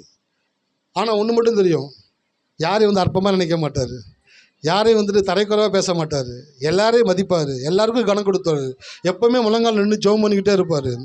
நாட்கள் கடந்துக்கிட்டே இருந்துச்சு. இவரெல்லாம், இந்த மனுஷன்லாம் என்னடா பண்ண போகிறாரு, இவரெல்லாம் எப்படி வாழ போகிறாரு, என்ன செய்ய போகிறார், படிக்கத்தில் எழுதத்தில் பார்த்தோம். கடைசியில் பார்த்தா கார்பெண்டர் வேலை கற்றுக்கிட்டு நல்ல ஒரு கார்பெண்டராக மாறி சபைக்கு வேண்டிய பொருட்களை செஞ்சு கொடுத்து ஆரம்பிச்சு. ரெண்டாவது, அவருடைய பசங்க பெருசானோன்னு அவங்க அப்பாவை சொன்னாங்க, அப்பா நம்ம ஏன் கடவுள் ஊழியத்தை செய்யக்கூடாது சொல்லிட்டு கடவுளுக்காக தங்களை அர்ப்பணித்து ஊழியத்தை செய்ய ஆரம்பித்து இன்றைக்கி சபை வைத்து இன்றைக்கு பல பேர் அந்த சபையில் தேவனை ஆராதிக்கிற ஒரு நல்ல ஒரு ஊழியக்காரனாக தேவன் அவரை உருவாக்கி இருக்கிறார். ஹல்லேலூயா. அவர் என்னை பார்த்து சொல்லுவார், தம்பி நீலாம் டேனியல் சுரேஷ், நல்லா பைபிள் வாசிக்கிற சுரேஷ், நல்லா செபிக்கிற சுரேஷ், நல்லா பேசுகிற சுரேஷ், ஆனால் எனக்கு தான் எதுவுமே வரல, எனக்காச்சும் பண்ணுப்பா அப்படின்னு சொல்லக்கூடிய மனுஷன் என்னை காட்டிலும் பல மடங்கு உயரத்தில் தேவன் அவரை வைத்திருக்கிறார். ஹல்லேலூயா. என்ன ஆண்டவர் என்ன கொல்லப்பயலுக்கு அவனை தப்பாக நினச்சாங்கடா, கொல்லப்பயலுக்கு அவருக்கு மரியாதை கொடுக்காம இருந்தாங்க. எப்போ அவங்க மட்டமாக நினச்சாங்களோ அப்போவே கடவுள் அவங்க தூக்க ஆரம்பிச்சிட்டாரு. ஹல்லேலூயா. உங்கள் லைஃப்பில் ஒருத்தவங்க உங்களை மட்டமாக நினைக்கிறாங்களா, சந்தோஷப்படுங்க. மட்டமாக நினைக்கிறியா, இன்னும் கூட மட்டமாக நினைப்பான். ஏன், நீ எவ்வளோக்கு எவ்வளோ நீ மட்டமாக நினைக்கிறியோ அவ்வளோக்கு எவ்வளோ உயரத்தில் கடவுள் உயர்த்தக்கூடியவராக இருக்கிறார். இன்னொன்று சொல்லித்தரேன், மற்றவங்களை மேன்மையாக நினைங்க. கர்த்தர் ஸ்தோத்திரம், கர்த்தரும் கூட இருக்கிறார் பிரதர். கர்த்தர் உங்களை நேசிக்கிறாரு. நீங்கள் எவ்வளோ பெரிய ஆள், நீங்கள் என்னமா பாடுறீங்க, நீங்கள் என்னமா பிரசிக்கிறீங்க, நீங்கள் என்னமா செபிக்கிறீங்க, நீங்கள் பெரிய ஆள் பிரதர், போங்க பிரதர், கர்த்தருக்கு ஸ்தோத்திரம், அவங்களுக்காக செபிக்கிறேன் பிரதர் அப்படின்ட்டு வெள்ளந்தியாக கள்ளங்கபடம் இல்லாமல் ஒருவரை பார்த்து நீங்கள் சொல்லுகிற வார்த்தைகளை தேவன் கவனித்து நீங்கள் யாரை சொல்லுகிறீர்களோ அவர்களை காட்டிலும் உங்களை தேவன் உயர்த்தக்கூடியவராக இருக்கிறார். அல்லேலூயா. அப்போ இந்த வசனத்தை வாசிச்சாங்களே, இந்த வசனத்தில் அந்த ஒரு காரியம் இருக்குது. ரெண்டாவது ஒரு காரியம் இருக்குது, அந்த வசனத்தை வாசிங்க. இந்த சிறியரில் ஒருவனையும் அற்பமாக எண்ணாதபடிக்கு எச்சரிக்கையாக இருங்கள். அவர்களுக்கு உரிய தேவ தூதர்கள் பரலோகத்தில் என் பரம பிதாவின் சமூகத்தை எப்போதும் தரிசிக்கிறார்கள் என்று உங்களுக்கு. அப்போ உங்களுக்குன்னு தூதர்கள் இருக்காங்களா இல்லைங்களா? ஃபஸ்ட்டு உங்களுக்கு ஒன்று தெரியணும். உங்களுக்கு என்ன தெரியணும்னாக்கா, உங்களுக்கு உரிய தேவ தூதர்கள் பிதாவினுடைய முகத்தை எப்போதும் தரிசித்து கொண்டிருக்கிறார்கள். நீங்கள் சொன்ன அந்த வேலையை செய்கிறதுக்கு அவங்க ரெடியாக இருக்கிறாங்க அப்படின்ற உணர்வு தெரியணும். அந்த வசனத்தினுடைய அர்த்தம் புரியணும். நான் சொன்னாலும் தூதர்கள் கேட்பாங்க அப்படின்ற தெளிவு வரணும். அப்பொழுதுதான் நீங்கள் தூதர்களை இயக்கக்கூடியவர்களாக இருப்பீர்கள். அல்லேலூயா. எத்தனை பேர் இருக்கீங்க? இப்போ ஏசி கண்டுபிடிச்சிருக்கான். வீட்டில் ஏசி போட்டு உட்காந்துருக்கிறீங்க. ஏதோ டக்குன்னு டைம் ஆச்சு, ஏசி ஆஃப் பண்ணாமல் வேலைக்கு கிளம்பிட்டீங்க. ஆஃபீஸுக்கு போனால் ஞாபகம் வருது, ஐயோ ஏசி ஆஃப் பண்ணாமல் இல்லையான்னு சொல்லிட்டு உங்கள் ஃபோனில் இருக்கிற ஆப்பை டவுன்லோட் பண்ணி பார்க்குறீங்க. பார்த்தா ஏசி எரியுது. இங்கேருந்து ஆஃப்னு கொடுக்குறீங்க. எங்கேருந்து கொடுக்குறீங்க? ஆஃபீஸில் வந்து ஏசியை ஆஃப்னு கொடுக்குறீங்க. வீட்டில் இருக்கிற ஏசி என்ன ஆகிடுது? ஆஃப் ஆகிடுது. அப்போது ஒரு விஷயத்தை மறந்தாலும் கூட நீங்கள் இருக்கிற இடத்திலிருந்து அதை மறுபடியும் மாற்றி அமைக்கக்கூடிய ஆற்றலை இந்த விஞ்ஞான உலகம் உங்களுடைய கரங்களில் கொடுத்திருக்கிறது. எப்படியோ அப்படியே நீங்கள் இருக்கிற இடத்திலிருந்து கொண்டு பல மைல் தூரத்தில் நடக்க வேண்டிய வேலைகளை நீங்கள் இருக்கிற இடத்திலிருந்து தேவனை விசுவாசித்து சொல்லும் பொழுது தேவ தூதர்கள் அந்த வேலையை உங்களுக்காய் செய்யக்கூடியவர்களாக இருக்கிறார்கள். அல்லேலூயா. இன்னொரு வசந்த வாசிங்க, இன்னும் கொஞ்சம் நல்லா புரியணும் உங்களுக்கு. நன்றி ஆண்டவரே, நன்றி நன்றி நன்றி. ஹல்லேலூயா. சங்கீதம் 103:20. கர்த்தருடைய வார்த்தையை கேட்டு அவருடைய வசனத்தின்படி செய்கிற பலத்த சௌரியவான்களாகிய அவருடைய தூதர்களை அவரை ஸ்தோத்தரியுங்கள். இந்த வசனத்தை படிச்சீங்கன்னாக்க அதில் 2 இருக்கும். வார்த்தைன்னு ஒன்று இருக்கும், வசனம்னு. திருப்பி படிங்க. கர்த்தருடைய வார்த்தையை கேட்டு, கர்த்தருடைய வார்த்தையை கேட்டு அவருடைய வசனத்தின்படி செய்கிற பலத்த சௌரியவான்களாகிய அவருடைய தூதர்களே அவரை ஸ்தோத்தரியுங்கள். ஆமா, இந்த இடத்துல 2 காரியங்களை சொல்றாரு. ஒன்று கர்த்தருடைய வார்த்தை, 2வது கர்த்தருடைய வசனம். கர்த்தருடைய வார்த்தைனாக்க டைரக்டா கடவுளுடைய வாயிலிருந்து புறப்பட்டு வருவது கர்த்தருடைய வார்த்தை. கர்த்தருடைய வசனம் அப்படின்னாக்க ஆங்கிலத்தில் எப்படி வருதுனாக்க the word of God, the voice of God. அப்படின்னாக்க கடவுள் தன் வாயிலிருந்து அவர் பேசுகிற வார்த்தையை கேட்டு தூதர்கள் வேலை செய்வார்களாம். 2வது கடவுளுடைய அந்த வாய்ஸ், அவருடைய சத்தத்தை கேட்டு கடவுளை போல எவர்கள் பேசுகிறார்களோ அவர்களுடைய வார்த்தையையும் கேட்டு தூதர்கள் வேலை செய்யக்கூடியவர்களாக இருக்கிறார்கள். ஹல்லேலூயா. ரொம்ப ரொம்ப ரொம்ப ரொம்ப ரொம்ப முக்கியமான ஒரு இடத்துல வந்து நிற்கிறோம். இப்போதான் நீங்கள் நல்லா கவனிக்கணும். ஹல்லேலூயா. இப்போதான் என்ன பண்ணணும்? நல்லா கவனிக்கணும். என்ன கவனிக்கணும்? கடவுளுடைய வாயிலிருந்து ஒரு வார்த்தை புறப்பட்டால் தூதர்கள் எப்படி அதை கனமாக நினச்சி பயபக்தியோடு ஒரு வேலையை செய்கிறாங்களோ அதே போல் கடவுளுடைய சத்தத்தை கேட்டும். அப்படின்னாக்க கடவுளுடைய வாய்ஸு. சில பேர் ஃபோன் எடுத்துக்கும் போது என் பையன் எடுத்துருவான். என் பையன் எடுத்தோன்னே சில பேர் சொல்லுவாங்க, உங்களுக்கும் உங்கள் பையனுக்கும் ஒரே மாதிரி வாய்ஸ் இருக்குது அப்படின்ட்டு என்ன பண்ணுவாங்கனாக்க என்கிட்ட பேசுகிறோமே அவங்ககிட்ட பேசுகிறேன் அவனும் அப்புறம் கண்டுபிடிச்சிடுவாங்க. இவர் பேசுவார் என்ன சொல்லிட்டு இருக்கிறாரு. யார் பாது? நான் இமானுவேல் பேசுகிறேன். அப்பா இல்லையா?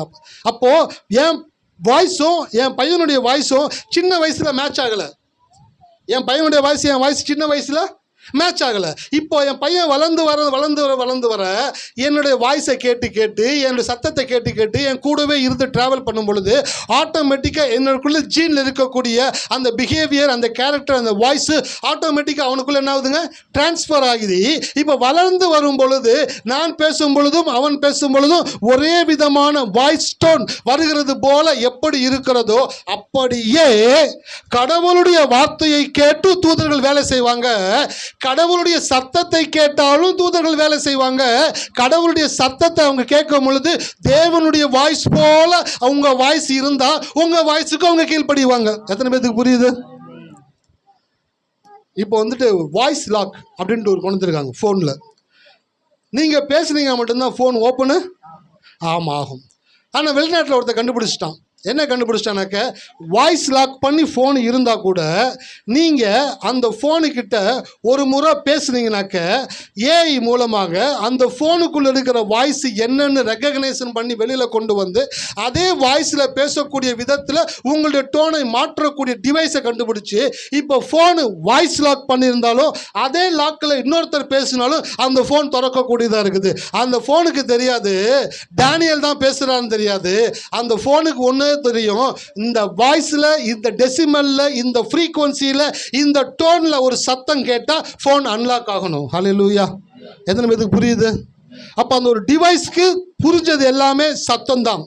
தூதர்களுக்கு தெரிந்தது எல்லாமே தேவனுடைய வார்த்தை மாத்திரம்தான்.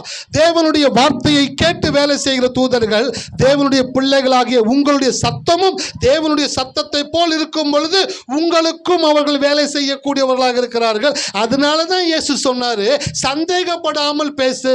நீ சந்தேகத்தோட பேசுனா உன் வாய்ஸ் மாறிடும். தைரியமாக பேசுறதுக்கும் சந்தேகமாக பேசுறதுக்கும் வித்தியாசம் இருக்குது. எத்தனை பேர் அதை நோட் பண்ணியிருக்கீங்க? உங்கள் பிள்ளை உங்ககிட்ட பேசும் பொழுது தைரியமாக பேசிச்சு அப்படின்னாக்கா நீங்கள் புரிஞ்சுப்பீங்க அவன் எதுவும் பண்ணலைன்ட்டு.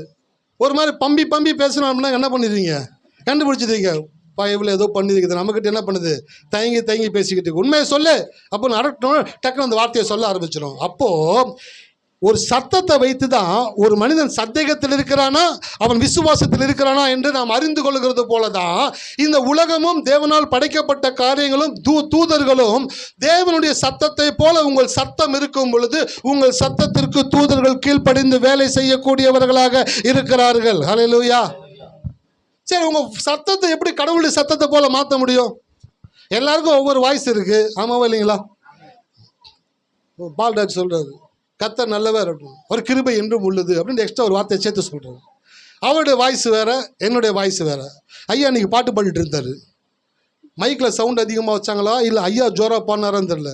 அவ்வளோ சத்தமாக, அவ்வளோ பிசுறு இல்லாமல், அவ்வளோ நீட்டாக அந்த பாட்டுடைய சத்தம் கேட்கக்கூடியதாக இருந்துச்சு. அப்போ வெளியில் இருக்கும்போது சொல்லிடலாம், ஐயா வந்து மைக்கை கையில் பிடிச்சிட்டாரு. அப்போ இவர் இருந்தானா இவர் பாட ஆரம்பிச்சார். சத்தத்தை வைத்து யாருன்னு கண்டுபிடிச்சிடறோம்ல. அப்போது எல்லாருடைய சத்தத்தையும் ஒரு தேவனுடைய சத்தத்தை போல மாற்ற வேண்டும் என்றால் என்ன பண்ணுனா நம்ம வாய்ஸ் தேவனுடைய வாய்ஸை போல மாறும். ஹல்லேலூயா. இந்த பாடகர்கள்லாம் பார்த்தீங்கன்னாக்க பல குரலில் பாட்டு பாடுறதுக்காக பயிற்சி எடுப்பாங்க. பயிற்சி எடுக்கும் பொழுது ஒரு ஆண் வந்து ஒரு பெண்ணுடைய வாய்ஸில் பாடுறதுக்கு அந்த பெண்ணுடைய பாட்டை போட்டு கேட்டு அந்த வாய்ஸில் பாடி என்ன பண்ணாங்க, தன்னுடைய வாய்ஸை அதுக்கேற்ற மாதிரி மாற்றிக்கொண்டே இருப்பாங்களாம். பல ஆண்களுடைய வாய்ஸ் போல் பேசுறதுக்கு தங்களை பயிற்சிப்பித்து கொண்டே இருப்பாங்களாம். அப்போது ஒரு வாய்ஸை இன்னொரு வாய்ஸாக மாற்றுறதுக்கு பயிற்சி தேவைப்படுகிறது. ஆமாவா இல்லைங்களா? பயிற்சி இல்லாமல் பேச முடியுமா? பேச முடியாது. அப்போ ஒருத்தருடைய வாய்ஸை இன்னொருத்தர் பேசணுன்னாக்கா அதே போல் பயிற்சி தேவைப்படுகிறது. சரி, மனுஷனுடைய வாய்ஸை இன்னொரு மனுஷன் பேசுறது ஓகே, கடவுளுடைய வாய்ஸை எப்படி நீங்கள் பேசுவீங்க? சார் கடவுள் கூப்பிட்றார் சார் சாமியில், யார்கிட்ட ஓடி போய் கேட்குறான், நீ என்னை கூப்பிட்டீரா? நடுராத்திரியில் போயிட்டு அவரை போய் வயசானவர் எழுப்பிக்கிட்டு இருக்கிறான். அவர் சொல்கிறார், தம்பி ராஜா போய் படுத்துருமா, தூக்கம் வருது, டிஸ்டர்ப் பண்ணக்கூடாது, போன்னு சொல்கிறார். படுத்துடுறான். திருப்பி கடவுள் கூப்பிட்றாரு, சாமியிலேன்னு கூப்பிட்றாரு. திருப்பி ஓடி போய் ஏழுட்டு கேட்குறான், நீ என்னை கூப்பிட்டீரே அப்படின்றான். தம்பி நம்மக்கிட்ட சவகாசம் வச்சுக்கிறாத, பகலில் நீ சேட்டை பண்ணுற ஓகே, நைட் நேரத்தில் நம்ம டிஸ்டர்ப் பண்ணக்கூடாது தம்பி, ஒழுங்காக போய் படுத்துன்றார். திருப்பி கூப்பிட்றாரு, சொல்கிறார், தம்பி நெக்ஸ்ட் டைம் உனக்கு சத்தம் கேட்டுச்சுன்னா தயவுசெய்து என்கிட்ட வராத, படுத்துற இடத்துல உட்காந்துக்கிட்டு சொல்லும் கர்த்தாவே அடியேன் கேட்கிறேன்னு சொல்லு, அவர் உங்ககிட்ட பேசுவார் போப்பான்னு சொல்லிட்டார். அதே போலவே சொல்கிறான், கடவுள் அவங்க கூட பேச ஆரம்பிச்சிட்டாரு. அப்போ சாமுவேலுக்கு கடவுளுடைய சத்தம் என்ன, ஏலியுடைய சத்தம் என்னன்னு ரெகக்னைஸ் பண்ணக்கூடிய அந்த மெச்சூர்னஸ் வரலை. ஆனால் மெச்சூர்னஸ் வந்த பிற்பாடு வேதம் சொல்லுகிறது, அந்த நாட்களில் கர்த்தருடைய வார்த்தை அபூர்வமாக இருந்தது.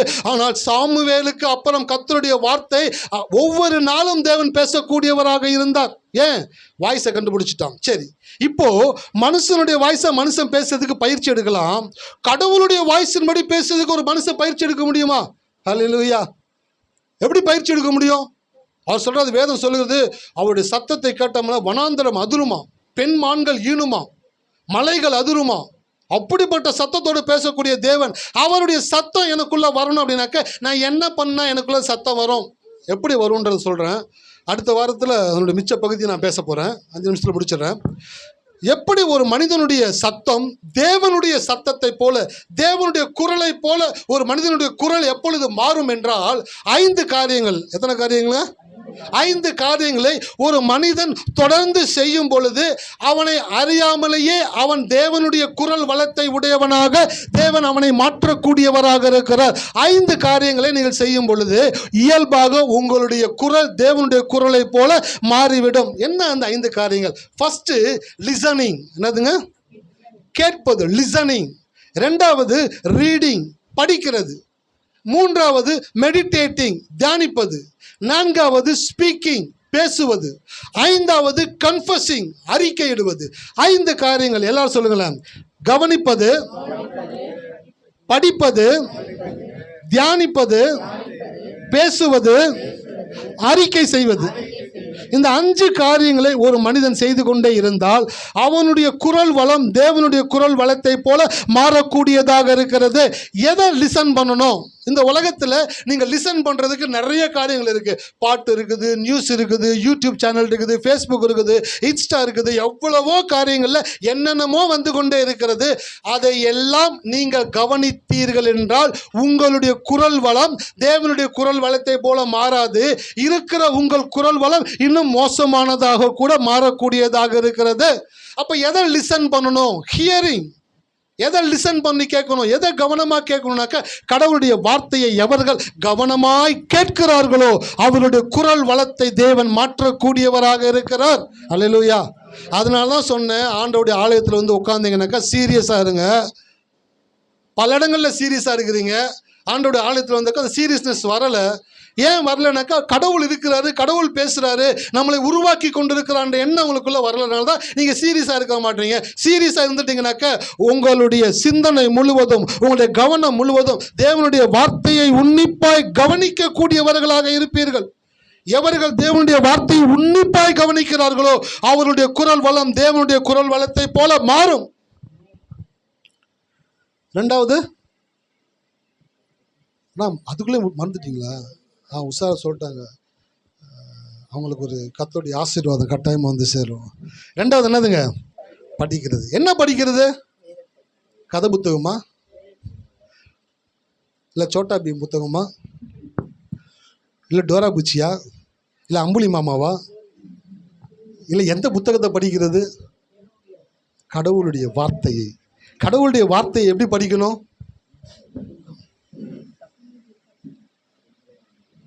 அப்படி படிக்கக்கூடாது. கடவுளுடைய வார்த்தை எப்படி படிக்கணும்னு தெரியுங்களா? நீர் உண்டு பண்ணின எல்லா சாதிகளை பார்க்கிலும் புகழ்ச்சியிலும் கீர்த்தியிலும் மகிமையிலும் என்னை சிறந்திருக்கும்படி செய்கிறதற்காய் ஸ்தோத்திரம் ஆண்டவரே என்று சொல்லி காரசாரமா படிக்கணும். எப்படி படிக்கணுங்க? காரசாரமாக தேவனுடைய வார்த்தையை படிக்கணும்.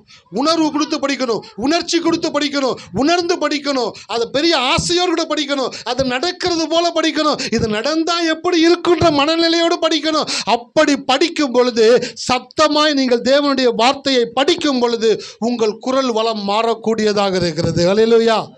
3வது என்ன சொன்ன?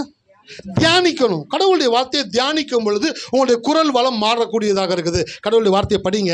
படிச்சுட்டு இது என் வாழ்க்கையில் நடந்தால் எப்படி இருக்கும், இதன்படி என் வாழ்க்கை மாறினா எப்படி இருக்கும், இந்த வார்த்தை கடவுளை என் வாழ்க்கையில் செய்கிறதுக்கு அவர் எப்படி செயல்படுவார், அவர் எப்படி வேலை பார்ப்பார், இந்த பண்ணுற காரியங்களை கடவுள் வேதத்தில் யாருக்கு செஞ்சுருக்கிறாரு, அவங்களுக்கு செய்ய முடியும்னா கடவுள் எனக்கும் செய்ய முடியும். கட்டாயமாக கர்த்தரை விசுவாசிக்கிறேன், இந்த வாக்கு தத்தங்கள் என் வாழ்க்கையில் நடக்கும் என்று சொல்லி தியானிக்கும் பொழுது, திங்க் பண்ணும் பொழுது, மெடிடேட் பண்ணும் பொழுது உங்களுடைய குரல் வளத்தை தேவன் மாற்றக்கூடியவராக இருக்கிறார். 4வது என்ன சொன்ன? பேசுவது. எப்படி பேசணும்? கெட்ட வார்த்தை ஒன்றும் உங்கள் வாயிலிருந்து புறப்பட, கேட்கிறவர்களுக்கு பிரயோஜனம் உண்டானால் நல்ல வார்த்தைகளையே பேச கடவீர்கள். அப்போ கெட்ட வார்த்தைகளோ, நம்மை கெடுக்கிற வார்த்தைகளோ, அல்லது மரணத்துக்குரிய வார்த்தைகளோ நீங்கள் பேசிக்கொண்டே இருக்கும் பொழுது உங்கள் குரல் வளம் கெட்டு போகக்கூடியதாக இருக்கிறது. பாட்டு பாடுறவங்க ஐஸ்கிரீம் சாப்பிட மாட்டுறாங்க, பாட்டு பாடுறவங்க சூடான தண்ணி குடிக்க மாட்டாங்க.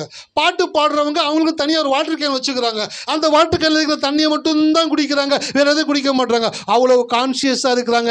என் குரல் கெட்டு போயிடக்கூடாது சார், நல்லா இருக்கணும்னு சார்ன்ற ஒரு சிங்கருக்குள்ள ஒரு கான்சியஸ்னஸ் இருக்கிறது போல கடவுளுடைய பிள்ளைகளாகிய உங்களுக்குள்ள ஒரு கான்சியஸ்னஸ் இருக்கணும். கெட்ட வார்த்தையும், என்னை கெடுக்கிற வார்த்தையும், ஆபாசமான வார்த்தையும், மரணத்துக்குரிய வார்த்தைகளும் என் வாயிலிருந்து புறப்படாதபடிக்கு நான் பேசுகிற வார்த்தைகள் எல்லாம் என் தேவனுடைய வார்த்தைகளாக இருக்க வேண்டும் என்ற தீர்மானம் எடுத்து தேவனுடைய வார்த்தையை மாத்திரம் பேசும் பொழுது உங்கள் குரல் வளம் மாறக்கூடியதாக இருக்கிறது. ஹல்லேலூயா. ஐந்தாவது என்ன சொன்ன? அறிக்கை செய்கிறது. நீதிமான்களோ சிங்கத்தை போல தைரியமாய் இருப்பார்கள். அறிக்கை செய்யுங்க. என்ன அறிக்கை செய்றீங்க? எல்லா சூழ்நிலைகளிலும், சூழ்நிலை உங்களுக்கு எதிராக இருக்கும் பொழுதும், மனிதர்கள் உங்களுக்கு எதிராக செயல்படும் பொழுதும் எழுந்து நின்று தேவனுடைய வார்த்தையை அறிக்கை செய்யுங்கள். எனக்கு விரோதமாய் உருவாக்கப்படுகிற எந்த ஆயுதமும் வாய்க்காமல் போகும். சத்தமா கர்த்தருடைய வார்த்தை அறிக்கை பண்ணுங்க. என் வீட்டில் கர்த்தருடைய ஆசீர்வாதமும் ஐஸ்வர்யமும் நிரம்பி இருக்கும். வாதை என் கூடாரத்தை அணுகாது, பொல்லாப்பு எனக்கு நேரிடாது. ஹல்லேலூயா. சத்தமா பேசுங்க. கடவுளுடைய வார்த்தையை அறிக்கை செய்யுங்க. சூழ்நிலைகள் உங்களுக்கு எதிராக இருக்கும் பொழுதெல்லாம் கர்ச்சிங்க. என் பையன் ஒரு போட்டோ வச்சுருந்தான் வாட்ஸ்அப்பில். நாயினுடைய 2 காது, நாயினுடைய மூக்கு பச்சைமாக ஃபோட்டோ போட்டிருந்தான். கூப்பிட்டு சொன்ன, தம்பி நமக்கு ஆகாதுப்பா, சண்டை நம்ம குடும்பத்துக்கு ஆகாதுன்ற மாதிரி இந்த மாதிரி ஃபோட்டோ நமக்கு ஆகாது. நாய் ஃபோட்டோ வைக்காத, சிங்க ஃபோட்டோ வை. எதை வைங்க? சிங்கத்தினுடைய காது வச்சுக்கோ, சிங்கத்தினுடைய மூஞ்சி வச்சுக்கோ. ஏன் அப்படின்னாக்க we are not dogs, we are lions. ஹல்லேலூயா. நம்ம அப்பா யூத ராஜ சிங்கம், நம்ம யாருங்க? அவருடைய குட்டிகள். நம்ம அவருடைய ராஜ சிங்கத்தின் குட்டிகளாக இருக்கிறபடினாலே கர்ச்சிக்க கூடியவர்களாக இருக்க வேண்டும். நாம் அறிக்கை செய்யும் பொழுது ரொம்ப ஸ்ட்ராங்காக சொல்லுங்க. சண்டை வரும்போது அப்படி பேசுறீங்க, ஜோரா சத்தமா பேசுறீங்களே, அந்த மாதிரி அறிக்கை பண்ணும்போது சொல்லுங்க. நல்லா சத்தமா பேசுங்க தேவனுடைய வார்த்தையை. கர்த்தர் செய்வாரியா. வாதை என் கூடாரத்தை அணுகாது, பொல்லாப்பு எனக்கு நேரிடாது, நீதிமானுக்கு ஒரு கேடு வராது. அடிச்சு பேசணும், சத்தமா பேசணும், தைரியமா அறிக்கை செய்யணும். என் குடும்பத்தில் தேவனுடைய சமாதானம் நிரம்பி வழியும். தேவன் என்னை சகல காரியங்களிலும் ஆசீர்வதித்து தான் வந்து கொண்டிருக்கிறார். இன்னமும் என்னை தேவன் ஆசீர்வதிப்பார். சத்தமா நீங்கள் தேவனுடைய வார்த்தையை அறிக்கை செய்யும் பொழுது உங்களுடைய குரல் வளம் மாறக்கூடியதாக இருக்குது. அப்போ உங்க வாய்ஸ் எப்போ மாறும்? 5 காரியங்களை செஞ்சா உங்க வாய்ஸ் மாறும். என்ன 5 காரியங்களை செய்யணும்?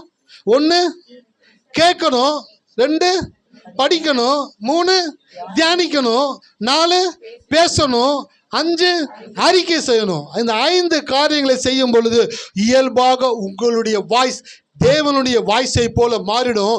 தேவனுடைய வாய்ஸை போல உங்க வாய்ஸ் மாறிடுச்சு அப்படின்னாக்க நீங்கள் சொல்லுகிற சாதாரண விஷயங்களை கூட தேவ தூதர்கள் உங்களுக்காய் செய்யக்கூடியவர்களாக இருக்கிறார்கள். ஹல்லேலூயா. அதான் இயேசு சொன்னாரு. பேதுரு இயேசுவை கெத்சமனேல பிடிச்சிட்டாங்க.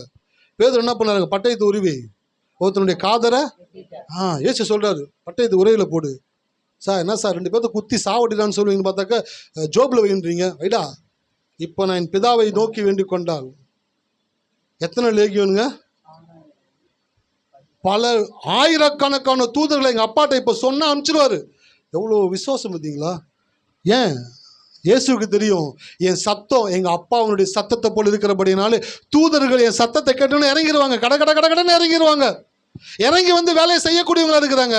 அதனால இது நீ செய்யக்கூடாது, இது எல்லாம் நடக்கணும்னு எங்கள் அப்பா சொல்லி அனுப்பிச்சிருக்கிறாரு. அதனால உன் பட்டயத்தை உரையில போடு அப்படின்னாரு. ஹல்லேலூயா. நான் சொல்கிறேன், அதான் இயேசு சொன்னார், என் பிதா சொல்லுவதையே நான். அப்போ என்ன அர்த்தம்? ராமசாமி நோட் பண்ணிக்கடா.